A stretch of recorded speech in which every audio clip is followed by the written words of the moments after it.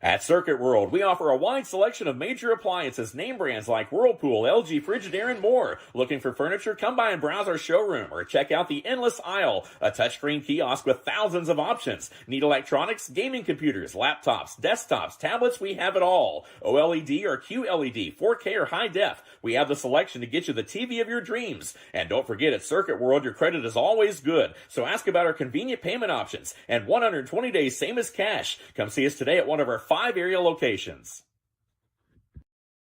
Circuit World has 9-piece living room packages at incredible prices. Get this stylish sofa and love seat, 3 tables, 2 lamps, 43-inch 4K TV, and stand, all for only $1699.99 or $129.99 a month. Or get this 9-piece living room and reclining sofa and reclining love seat, now only $1999.99 or $149.99 a month. These packages are amazing. Stop in today at one of our 5 locations and get the furniture you've always wanted at Circuit World. In 1981, Reed Nicholson began selling tires out of an old barn in Mineral Bluff. Little did he know that he had just laid the groundwork for the most trusted names in automotive services in the Blue Ridge area. In 1997, Nicholson Tire Center became what it is today, holding the same values of faith, family, and great customer service. 2 locations to serve you, and the Blue Ridge location is currently expanding to offer fast service and the largest U-Haul provider in Georgia. Nicholson Tire Center, Blue Ridge, and Mineral Bluff.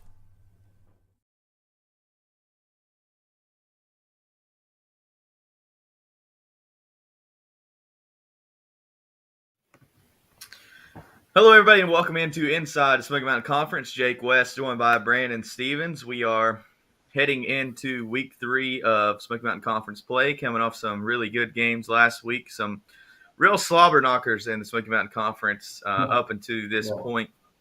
Murphy and Robbinsville went all the way down to the wire. So did Swain and Hayesville. Cherokee and Andrews went all the way into overtime. So 3 great games in the conference last week. Brandon, where do you want to start?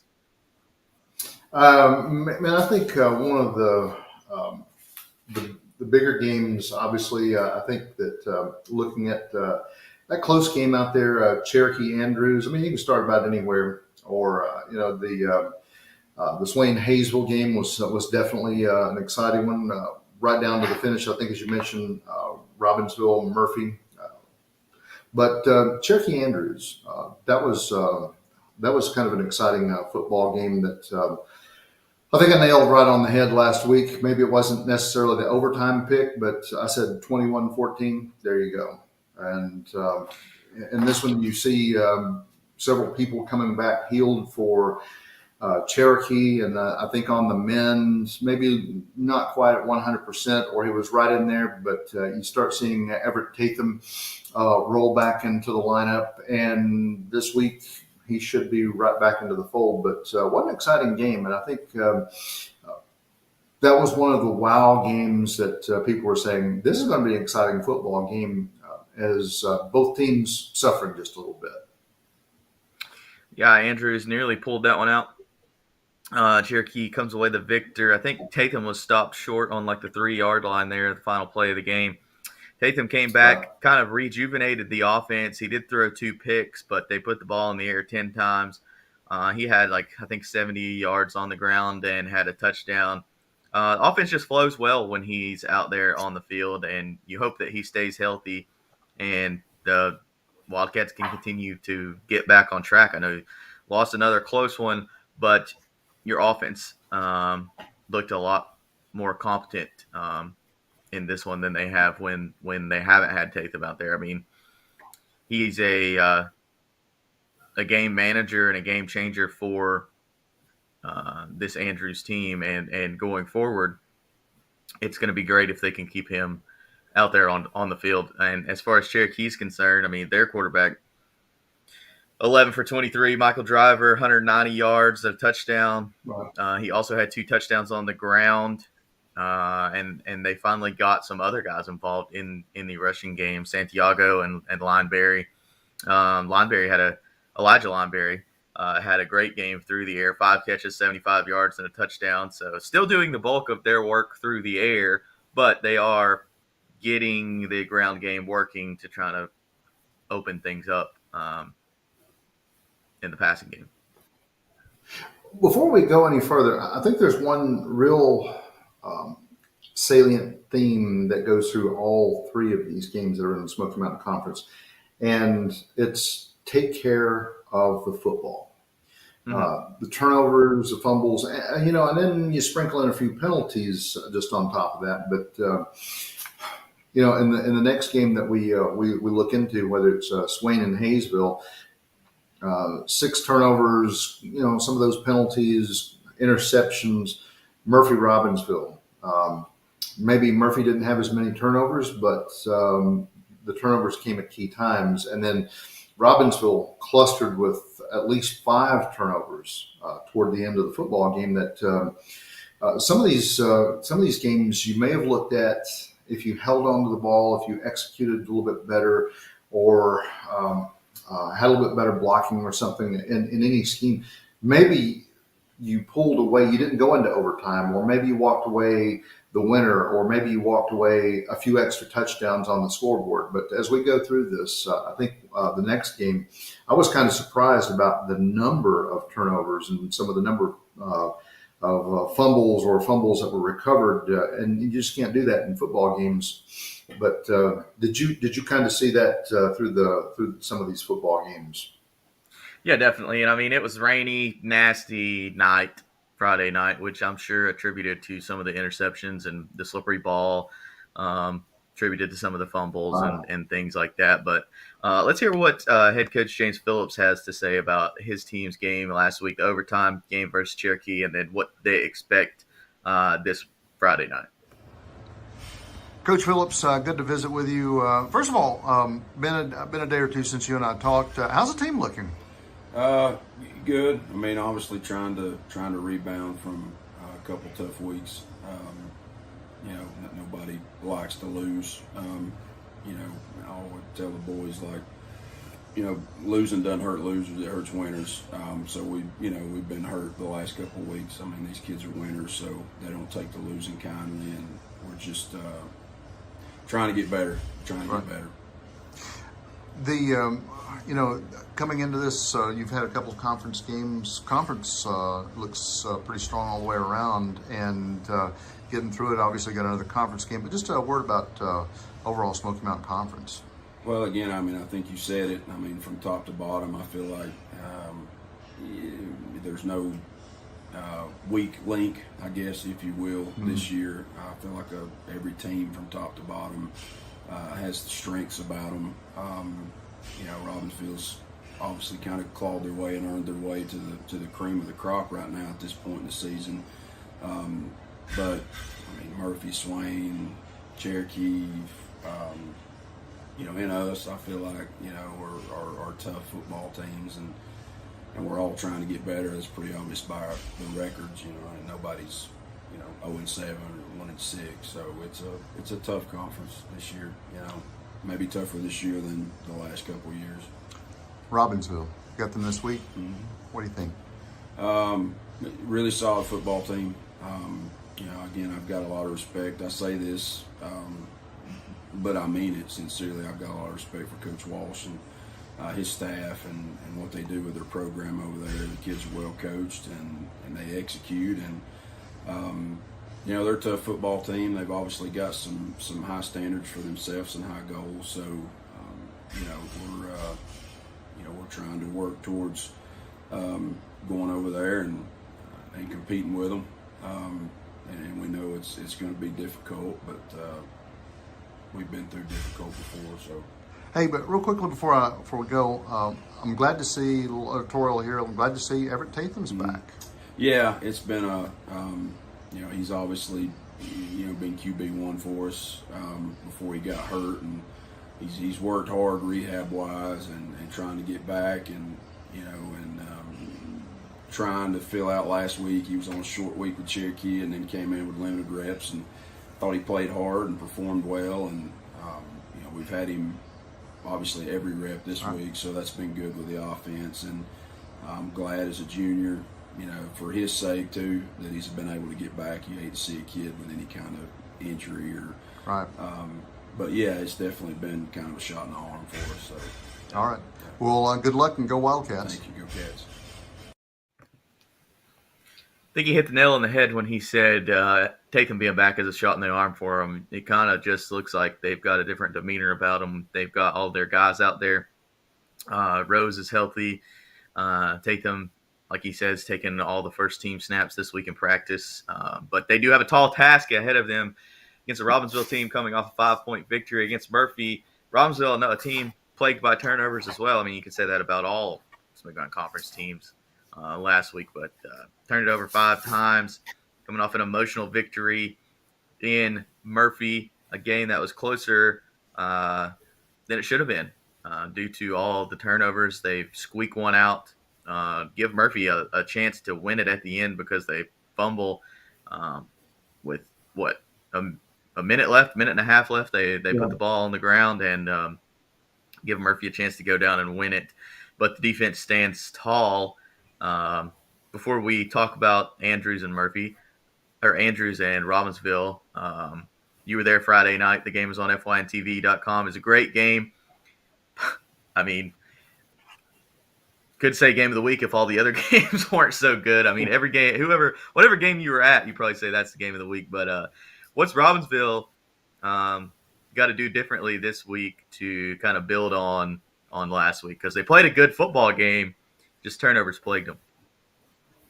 Well, initially, like what I was talking about is, and I think even Cuttler Adams said to us in his post-game comments, this is a tough game. It was a tough team. We knew they were going to be tough. Murphy's always tough against us. We're going to be tough against them. Yeah, it came down to taking care of the ball. And I don't want to sound like a broken record or just like, okay, we'll stencil that into every conversation we have about each one. But that's what it really broke down to, Jake, was making sure that you took care of the ball. I mean, when you see Cutler Adams, and I love to watch that guy run, and when you actually see it in person, it's beautiful. How he comes out and there was a couple of 50-yard runs that he made, whether it was for touchdown. The last touchdown he made was like 63 yards. He just breaks free. And part of that was the line was beginning to open up, and they spread Murphy just a bit. Just a little slip between the cup and the lip, and he's gone. But and probably to put that game away when you're 26-21. And Robbinsville had the momentum eking down, but then boom, there pops out a fumble, and Murphy's back into the ball game. So taking care of the ball, because easily they could have Robbinsville had that option to get down and go into victory formation and move it, but otherwise you turn it around about a minute. What was it? Minute 10, minute 20 that was left in the football game. And Murphy's like eking up the field. They had one great pass that slipped out of the hands of Zach Scogan, and that would have been huge. But then on the other hand, turning it around, Murphy had a fumble that could have actually won that football game. But this week you asked the question of what does Robbinsville have to do differently. I don't know that there is much of a different formula that going forward. Hey, you said it Friday night. You got to ride the horse. You got to ride that Cutler Adams run down the field. Maybe a few other things that you exercise with. Chase Calhoun or a pass to Roman Jones that we saw. I don't know that you do much different. You run Cutler till he can't run anymore and make all the touchdowns. But the big key there is make sure that you execute what Robbinsville turned over the football on downs. Had a couple of interceptions. Donovan threw 2 interceptions to Will Joyner, and then you coughed up the football twice. So take care of it, and it's sewed up.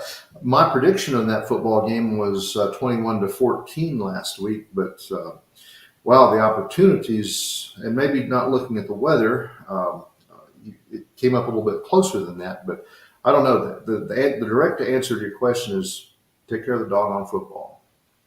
And I think if I recall, I asked Cutler Adams that question in the postgame interview. Let's hear from him and his postgame comments immediately following that game. Cutler, 26-21, grinded out, gutted out win. You had probably over 200 total yards through the ground. through the air and on the ground. Just what was clicking tonight for you guys? Seemed like, you put up 2 quick touchdowns and then Murphy crawls back in it, but you guys fight to the end. What was going right for you guys? Well, we never gave up. That's the biggest thing. Our line stepped up tonight. We got better, and we just fought to the end. We know Murphy's going to bring it. It's the best game of the year, rivalry game, and it just turned out good because we never gave up. They crawled back in it at the end. What do you work on next week heading into Andrews? Just got to get everybody healthy. We're a little beaten, banged up, but just keep working hard, keep getting better every week. Carpenter did a good job. He had the 2 interceptions, but he did a good job there at the end, standing up, staying in there and getting you guys to where you needed to be. And then the defense comes up with a huge stop at the end. Silvers bats it down in the end zone. Yes, it's easy to play with seniors like that. Yeah. This group's wanted it for a long time. They all come to summer workouts during the summer, and we're just ready for this game. After what happened last year, we was heartbroken, but we just kept fighting and never gave up. We was ready for tonight. All right, Cutler, thank you. Thank you. Ready for tonight they were. I mean, anytime you survive that many turnovers shows you the difference that the score could have been, if they were able to hold on to the football. Because they came out of the gate, like I said, firing, scored 2 quick touchdowns, went up 12-0.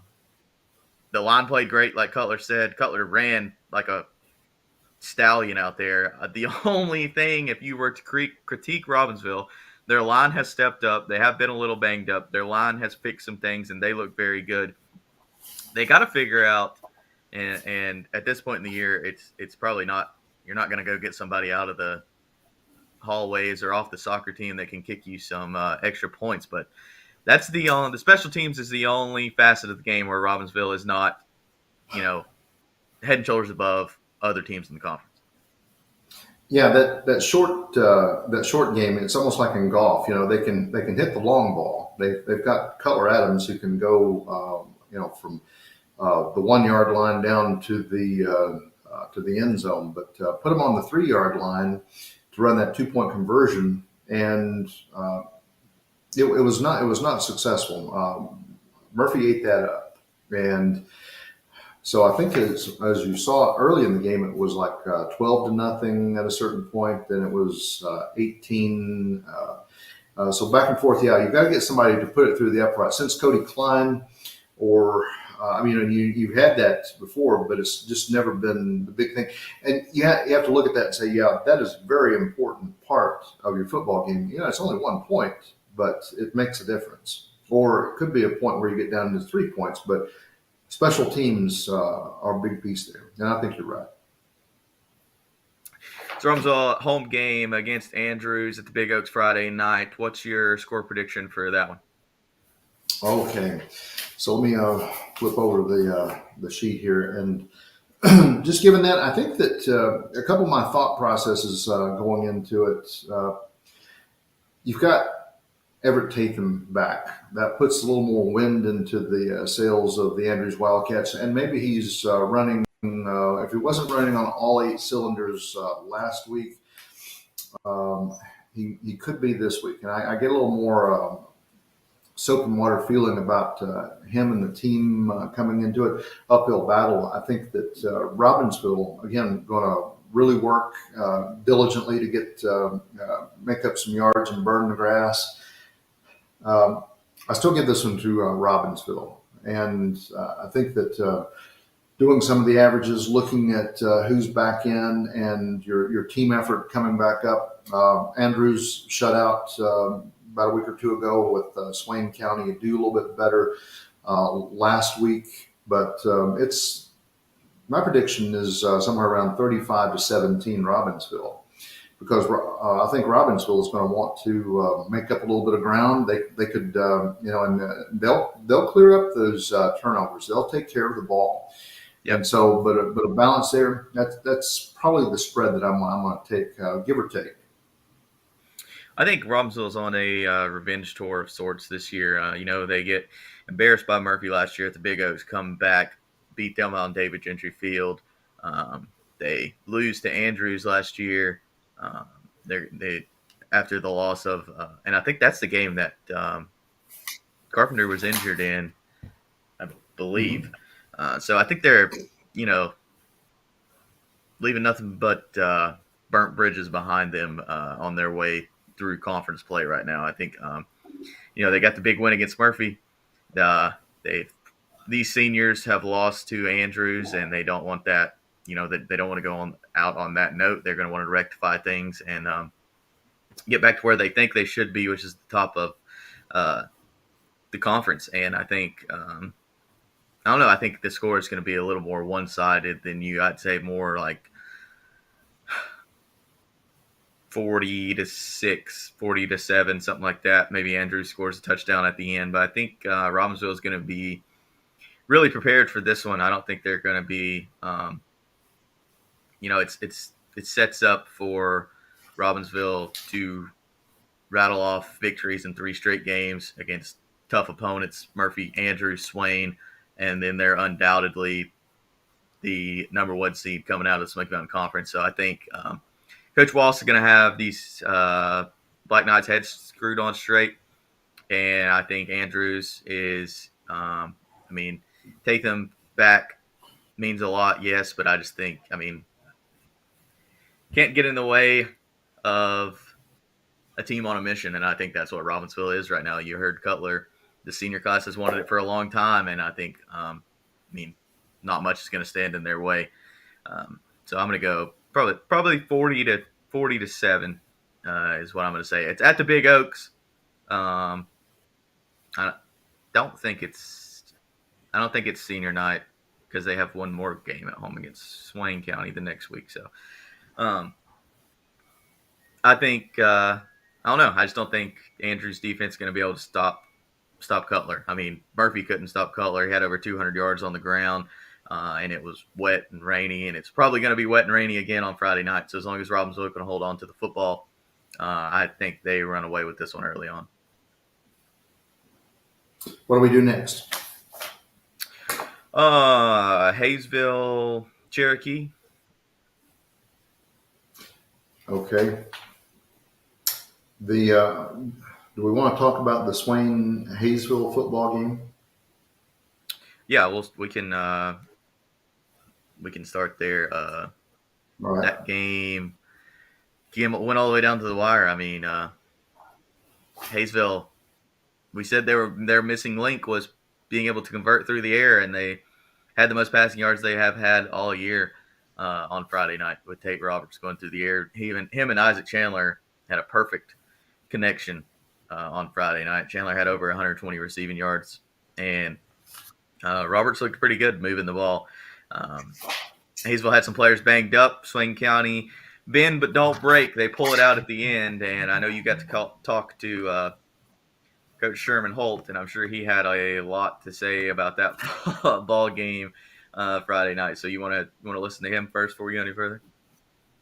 I will say this, just going into his comments. I think that looking at that, one of the things he probably will talk about or does talk about is, all right, we've got to clean up some of the sloppy play. And because at the halftime, wasn't it 7-0 in favor of Hayesville? And really, Hayesville had the upper hand. And this was a game of errors as well. Again, Jake, if I'll just cut you to the chase. If you're going to ask me, like, well, what does Swain have to do differently with Murphy this week? This game illustrates taking care of the football, because it was 7 fumbles or so, but I think that or 7 turnovers, and a couple of those were fumbles, but then there were 3 that Hayesville recovered and Swain was able to pick back up. But here, clean up your play. But yeah, roll the tape there with our visit with Uncle Sherman. Coach Holt, first, before we talk about Murphy, and this is going to be a big week, rivals and that sort of thing. And we talked last week about being 6-0, and you said the best thing was about being 7-0. But man, it took a little bit to become 7-0. Yeah, our kids, they responded well at halftime. We, hats off to Hayesville. They had a good plan.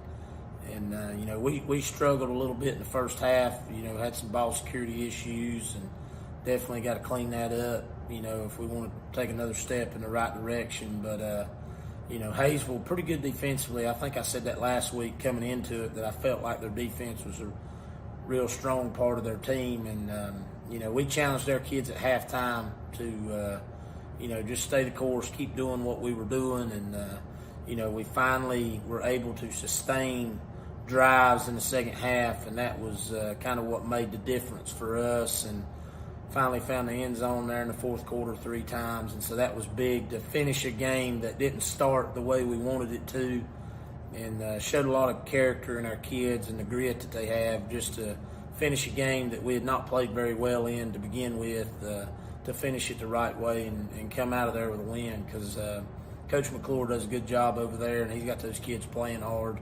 But just hats off to our kids and just the amount of adversity they faced to overcome that and come out there with a win. One phrase, Murphy Bulldogs. It's a big week. It's kind of that old school rivalry. Been around a long time. There's been a lot of good football players played in the Murphy Swain games, and a lot of deciding factors on conference championships throughout the years. And so anytime you have a rivalry game, you got to be a little more locked in through the week. Preparation has to be good. And, we're just going to preach the same things we've been preaching, taking care of the football, performing at a high level of efficiency, executing the game plan well. And, you're going to get 2 really good football teams that, want to beat each other in a rivalry. And so just going to have to take it one day at a time to get prepared and come in with a good solid game plan. And, just hope our kids can stay focused and stay the course and keep doing what we've been doing. But I look for a good game. Coach Watson does a good job. He's got a good group of kids over there. Hunter Stalcup's one of the, better offensive weapons in the mountains. And so we got to do a good job defensively of kind of containing what they do offensively. And, defensively, you watch them, they fly to the football and they tackle well. And so it's just going to be a good old-fashioned SMC game. And, Swain Murphy always means a lot to the people here in Swain and to the people in Murphy. And so looking forward to it and just thankful we get the opportunity to play the game that we all love. Good luck, Maroon Devils. Yes, sir. Coach, So before we get to them, his comments about Murphy, his comments about Hayesville. Hayesville is a good football team defensively. One of the things that he said about them, and they've got Taylor McClure back there running the football hard. Hayesville, man, 2 weeks in a row, just grinding it out. Can't get the win at the end. But I think that changes this week. I think they come out on top against Cherokee in a tight one, probably 28-21, something like that. Cherokee, talked about them, looked good last week, moved the ball through the air well, finally got some stuff going on the ground against Andrews. But Hayesville, beaten, banged up, battered, but I think they come out victorious this week. If you can keep some people, I think, some people that I liked in that Swain Hayesville game, if you can keep the Trey Graves, the Dawson Devanes, and he does Ironman work, Taylor McClure.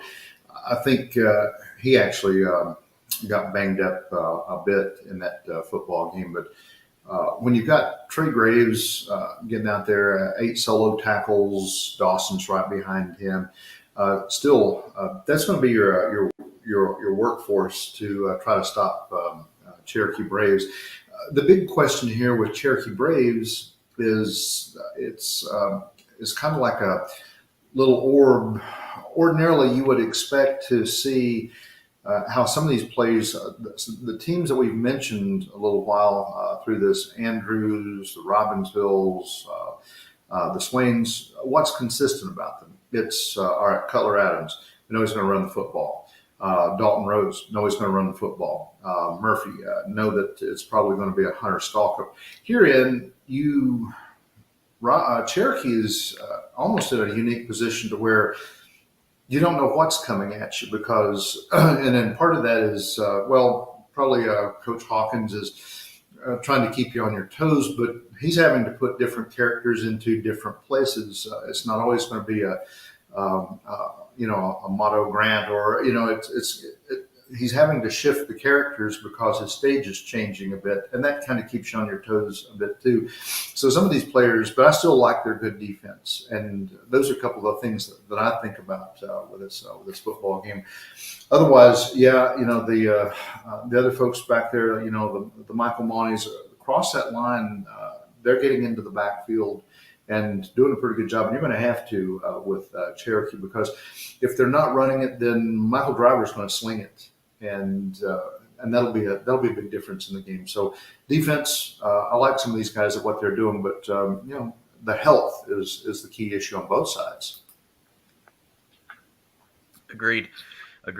This game being at Hayesville, I think Swain found out last week how hard it is to play at Hayesville, and Right. we're going to see some more weather, just like we saw last Friday night, I believe, tomorrow night. So I think that favors Hayesville as well. They keep it on the ground and pound. Cherokee going to try to put the ball in the air. That's hard to do in a rainy situation. So I think, I'm going with Hayesville in this one. I think they've paid their dues the last 2 weeks. They get a win against Cherokee. Last time these two teams played at Hayesville was one of the best games I've ever seen. I think if you go back on YouTube, you can watch that. We did it live on FYN TV. Came down to Hayesville got an onside kick recovery, and then scored and won that game. And it was a tough one, and I expect this one to be, more of the same. These two teams always play it tough. I'm going to go a little bit different. I don't think we're too far off, but this is not going to be to me. I don't think it's going to be necessarily a high scoring football game or a high scoring affair. Just a little advantage, Cherokee Braves in this one. I think both these teams are looking to grind out and get that conference win, and the Cherokee Braves got it obviously, but in a tough one, their grit taking to an overtime win. This one's going to be close. I'll say 17-14 Cherokee.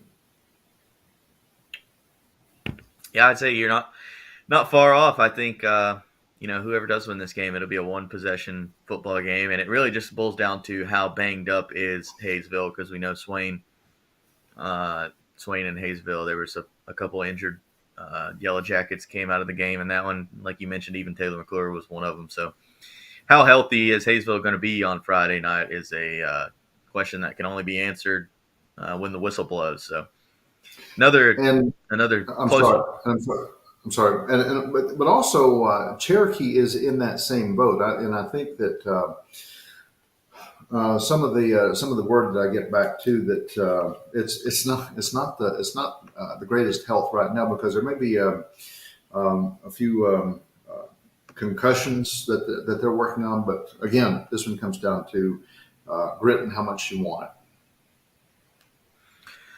So nothing else to talk about, I guess, except for Swain and Murphy, another chapter etched in that rivalry book. You heard Coach Holt's comments. Let's hear from Coach Watson. We've got a couple more interviews to play. We've got Hunter Stalcup, Joshua Collins, and then we'll end the show with Gary Ayers, the voice of the Maroon Devils, talking about this rivalry and how far it's come. But let's hear from Coach Watson, and then we'll make our picks and let things play out. Coach, first of all, you've had a couple of conference games and now getting ready to play the third. What do you think about the conference overall? I mean, you haven't played everybody, but it's tough out there. Yeah, we've seen most people on film too to this point. So I think this conference, year in and year out, is the toughest conference in the state. I tell people that at the first of the year, and I tell people that every year. Every team in this conference can win a conference championship, and every team in this conference can beat another team any given Friday night. So you always got to be prepared. You always got to be ready to play every Friday night in this conference. Would you have it any other way? I mean, by asking that, what's rivalry week like leading up to this game? It would be nice to be a little easier, but it makes it a little more fun on us, I think. and it's more of a challenge playing against really good teams and really good coaches in this league. And that's probably what makes, this league so good, is that the head coaches are so good. And, rivalry week is a special week for us. I know it is for Swain County as well. It's just one of those times a year when we're always, you're always looking forward to the Swain week. It kind of starts feeling like football weather when you get to Swain week, and it is here. And I know it is in Bryson City as well. And we're always, all about tradition here at Murphy High School, and Swain is as well. So there's always a big game between us and them. Swain County, what are you thinking? Good football team, obviously undefeated coming to this point. It's played some really good football teams as well. Got an outstanding running back, and they're big up front, and they do a good job of running their offense and kind of mix it up on you on defense, so they make it tough on you to get a handle on kind of what they're doing. But like I said, they're very well coached, and Coach Holt's doing an outstanding job, and they're going to be a tough football team. Go Bulldogs. Go Dogs.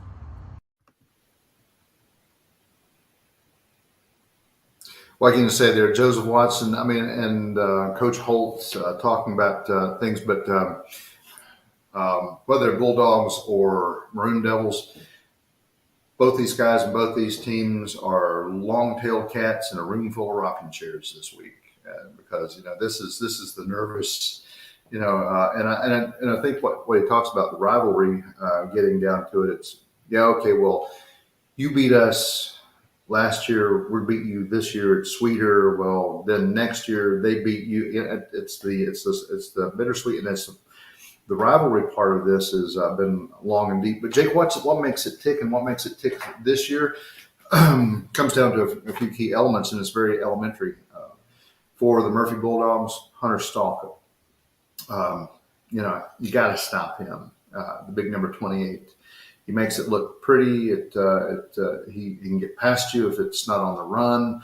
There may be a little screen pass that Brady Grant dumps to him.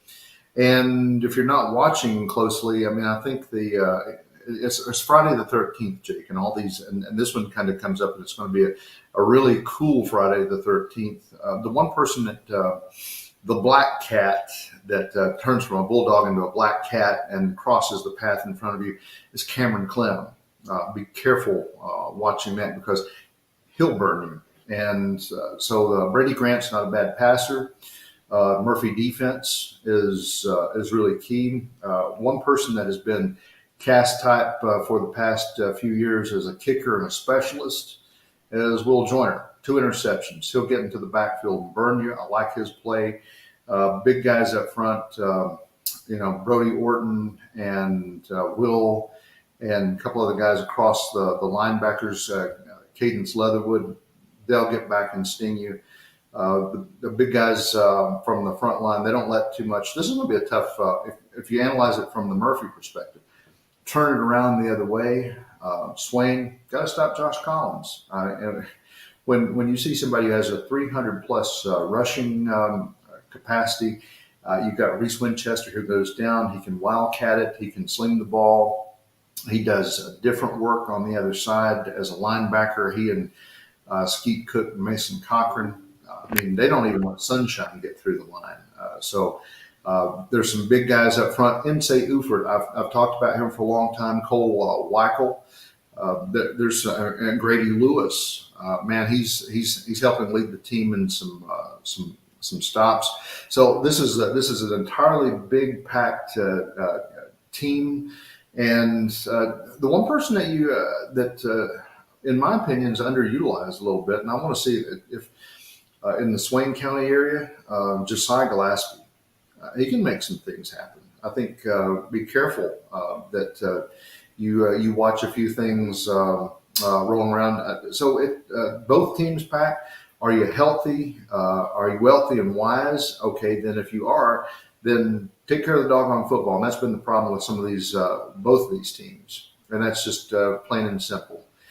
Get down to playing over in Murphy or in Bryson City, wherever you play. You play in a cow pasture. Both these teams just need to take care of the football and execute well. Swain, some of the things that they've been playing, will they spread you out? And of course, all those guys in Bryson City kind of crane their head and say, "That's witchcraft. We run the veer here." but it's helped out, especially when Reese went out a couple of weeks ago, and you were flipping the ball off to Josh and having him run a few plays. Some things that the Murphy Bulldogs have had to deviate. They've had a few injuries here and there. You haven't had Trenton Russell to run the jet sweep, and you put in Will Shore. So it's everybody's dealing with being banged up. Everybody's dealing with next man up and dealing with what you have. This is going to be just a good football game. I say this. I think at the end of regulation, it's give a little advantage to Swain County because you're playing at Memorial Stadium. Anytime, I'd say the same thing if we're playing in Murphy. Give a little edge to the Murphy Bulldogs, but it's going to be a tough game. The series comes down. I think this is like the either like the 81st or the 80. It doesn't really matter. I think Swain County has the advantage in this football game. Just real quickly, just to be a nerd, 41, 33, and 2 is the overall series record between these two teams. Murphy has won the last 5 games, and even with that one, I think that's the longest streak. It is a long streak, and I know that Joseph Watson telling his team, "Boys, let's make it 6 in a row." Sherman Holt's telling his boys, "Got to stop this, and let's get our series going back and build." We've got it. It's who's going to have the lucky charm versus witchcraft in this one. I think on Friday the 13th, who takes care of the football? You can't have 6 or 7 turnovers. Murphy can't have the penalties that it's had. Those are just some elementary type things, and I think it comes down to I think fans don't be surprised, and I'm not calling this just to sit the fence, but I think at regulation it could easily be a 14-14 football game, and we go into overtime. We've seen that before, and although this one, I'm going to give just a little edge to the Murphy Bulldogs. I'll say that if that comes down to pass, the way that they played against the Robbinsville Black Knights, and they've worked on their execution. They had that one pass going down to Hunter Stalcup, trying to get him into the end zone, tipped it away. They want that one back. They're going to come back. This is a team that'll edge to the end, and they don't want that to die. Of course, I don't think anybody wants to lose. I don't think Murphy Bulldogs or the Swain County Maroon Devils wake up in the morning and say, "Hey, let's lose this and we'll win next year." But I say 21-14 in overtime, Murphy.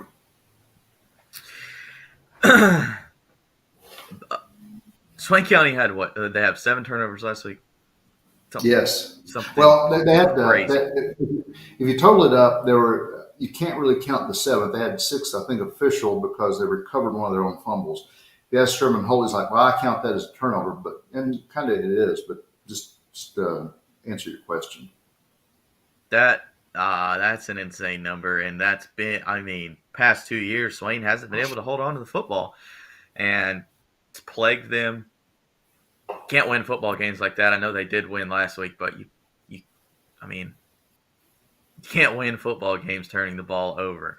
That's something that definitely has to be rectified, and I don't care if you've got all your guys going to class with a football taped to their arm. You've got to figure out something, some way, somehow to hold on to the football. It's going to be conditions probably going to mimic what we saw last Friday night. This game is at home for Swain.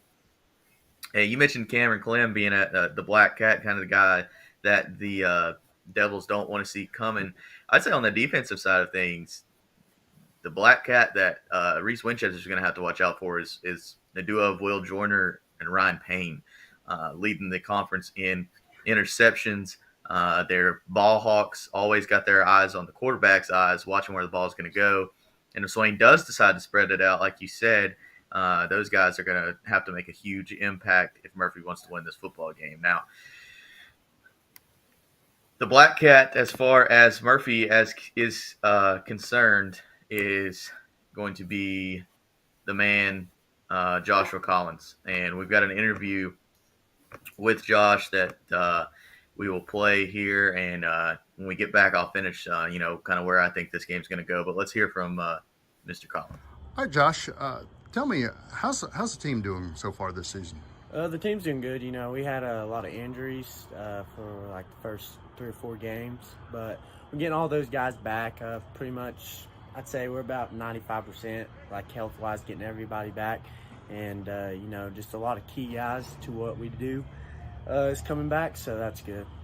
Well, before we talk about Murphy, let me ask you, this is a really cool conference because everybody's tough. You guys found that out, Hayesville. Yes, so, sir. What are you thinking about overall Smoky Mountain Conference? It's pretty tough. It's never a week where you go in thinking you're going to win. You just don't ever know. So every week you come in with who's next, and just that mentality of, all right, you got to buckle up again. There's no off weeks.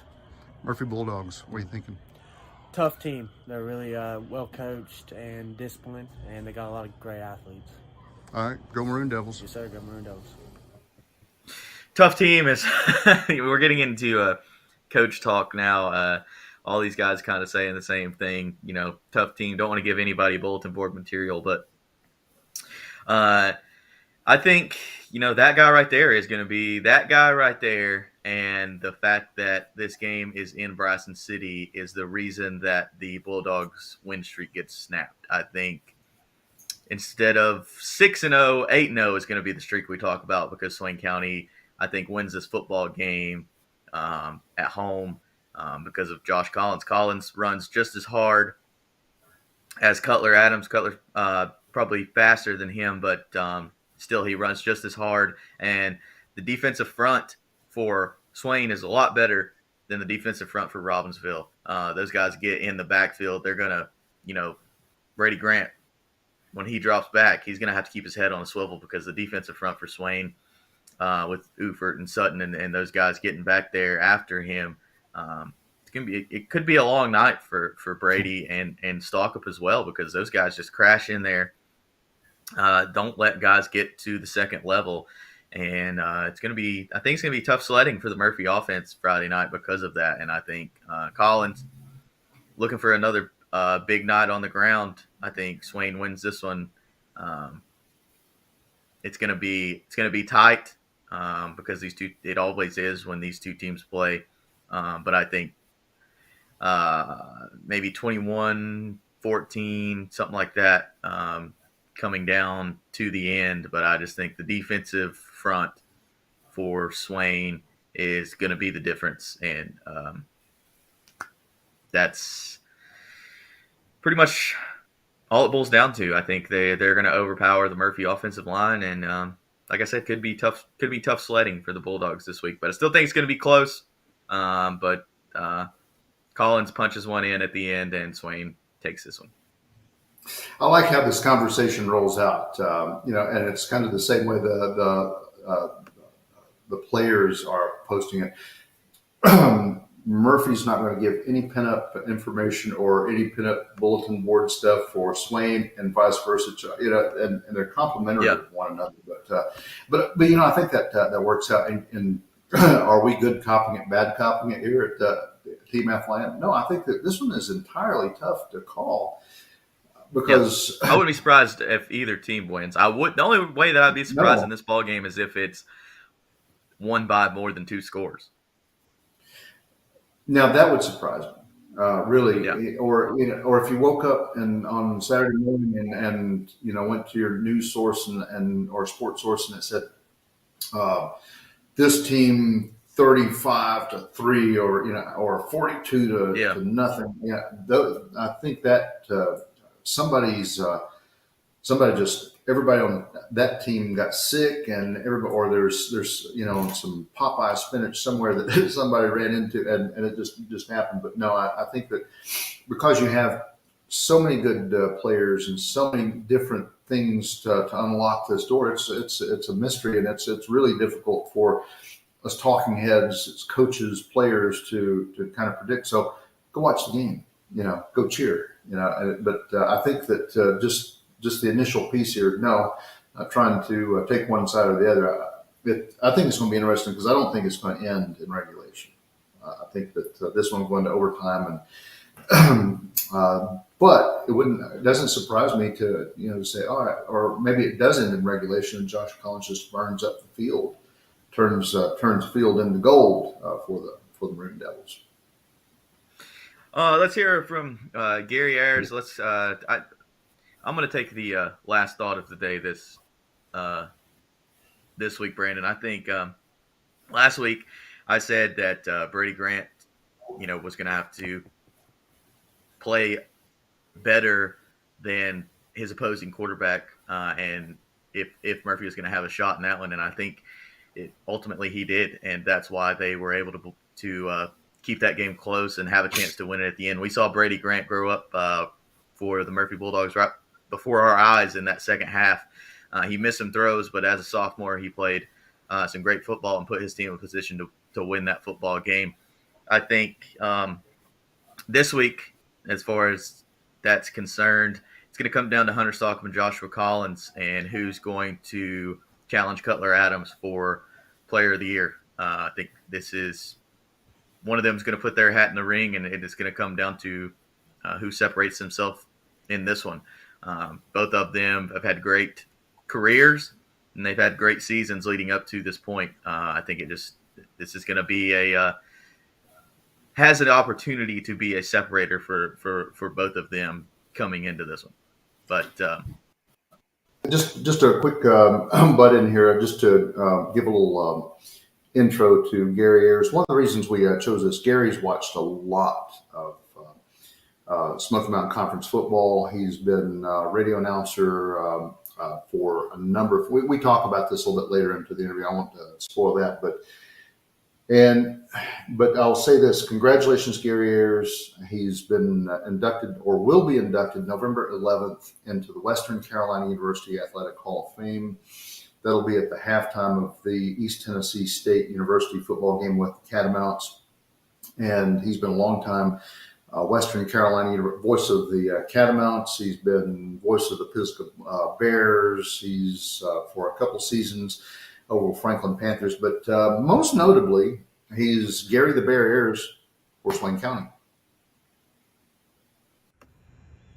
Okay, fans, here at Swain County, and of course at Memorial Stadium, just under Gary Ayers' press box, we meet up with Gary Ayers.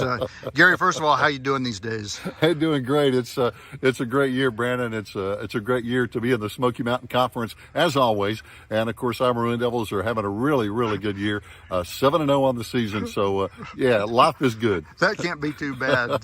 But hey, one of the reasons we stopped by to talk to you is, hey, it's for Murphy fans, it's Swain week. For Swain fans, it's Murphy week. And that means it's a big doggone week. Yes, it is. And that's all you have to say, Brandon. Swain versus Murphy. Because for so many years, going back especially into the 70s up to the present time, most of the time, the Smoky Mountain Conference championship either went through Swain or it went through Murphy. We've had some years that Rosman won it. Andrews had a great year last year. Robbinsville's had some fantastic years. But for so many years, Murphy and Swain were the 2A teams before they got moved down to 1A.